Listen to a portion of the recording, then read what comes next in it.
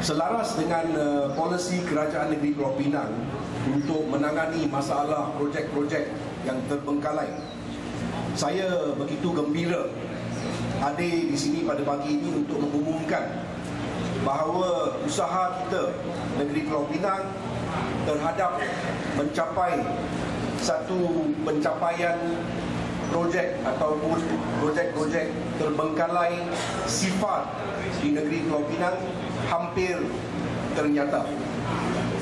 Untuk makluman tuan-tuan dan puan-puan, di dalam senarai projek-projek terbengkalai untuk negara Malaysia di Negeri Pulau Pinang, ada dua projek yang dikatakan terbengkalai, iaitu projek perumahan. Satu adalah di bahagian seberang tanah besar, iaitu di Mengkuang Heights, dan salah satu lagi adalah di Majestic Heights di sini juga, di mana Majestic Heights ada beberapa fasa seperti mana semua tahu, di mana melalui usaha kerajaan negeri kita telah berjaya memulihkan dan membina semula fasa 2A projek terbengkalai Majestic Heights yang dikatakan akan selesai dan disempurnakan pada pertengahan tahun ini. Actually the date is August, tetapi daripada laporan yang saya terima mungkin akan diawalkan lagi. Ini adalah untuk 370 unit perumahan di Majestic Heights yang tidak jauh daripada sini, di kawasan Paya Terubung, iaitu di bawah adun YB Yo dan juga ahli Parlimen Teram.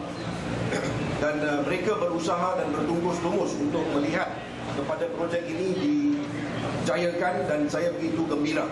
Seperti mana saudara Yo kata tadi, selain daripada perumahan di sini, kita juga ada projek bercampur di Paya Terubung yang akan menyediakan satu kemudahan yang begitu penting, iaitu satu pasar. Selain daripada ada perumahan mampu milik 205 unit di sini, ada juga satu pasar awam yang adalah penting untuk kita, kerana ini adalah satu kemudahan yang perlu di dalam kawasan Dun Paya Terubung.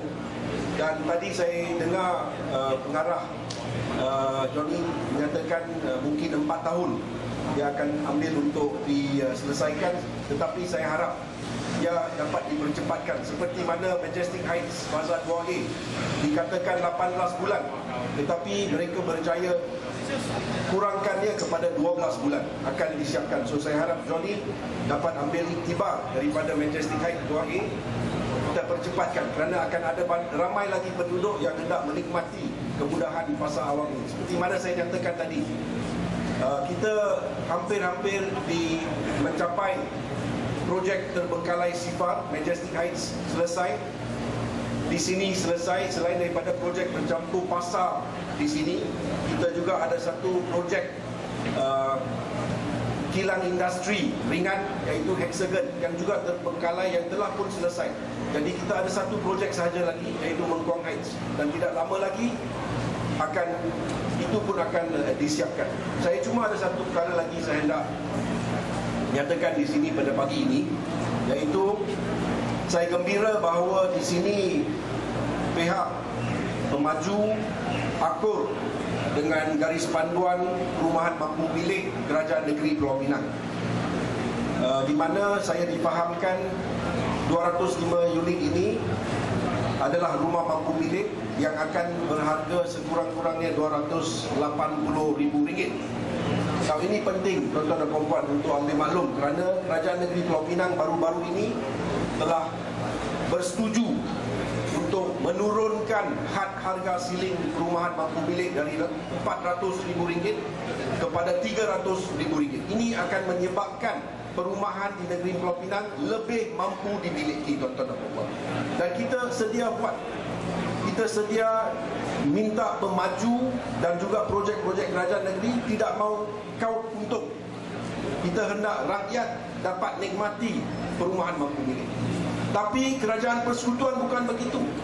Untuk makluman tuan-tuan dan puan-puan, Kerajaan Persekutuan di bawah projek Prima, pada asal dia kata had ceiling harga projek perumahan Prima antara 100 hingga 400 ribu ringgit. diumumkan oleh Perdana Menteri sendiri, Najib, apabila Akta Prima diubah pada 2012. Tapi bukan saja 100 hingga 400, sekarang lebih daripada 300, kita telah turunkan kepada 300.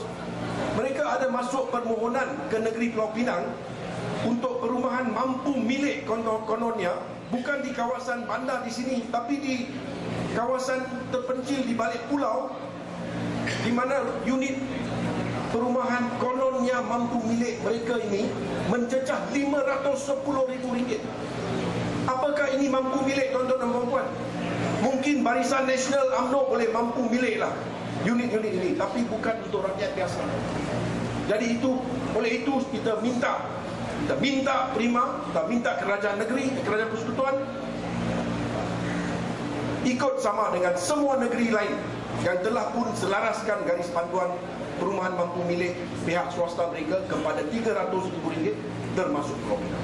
Dan Pulau Pinang tak boleh kita banding dengan negeri-negeri lain. Pulau Pinang kekurangan tanah, kos tanah begitu mahal, banding dengan Perlis, banding dengan Perak, banding dengan Pahang. Jadi apabila Pulau Pinang turunkan harga, kita buat apa yang lebih baik banding dengan negeri-negeri lain, kerana kita terpaksa biayai kos tanah yang tinggi. Tapi kerajaan negeri Pulau Pinang prihatin, dan kita mengambil keputusan untuk merendahkan harga perumahan mampu milik kepada ringgit Malaysia RM300,000. Tetapi saya ingin akhir, saya nampak banyak pemaju di sini, jangan takut, semua nampak pada saya.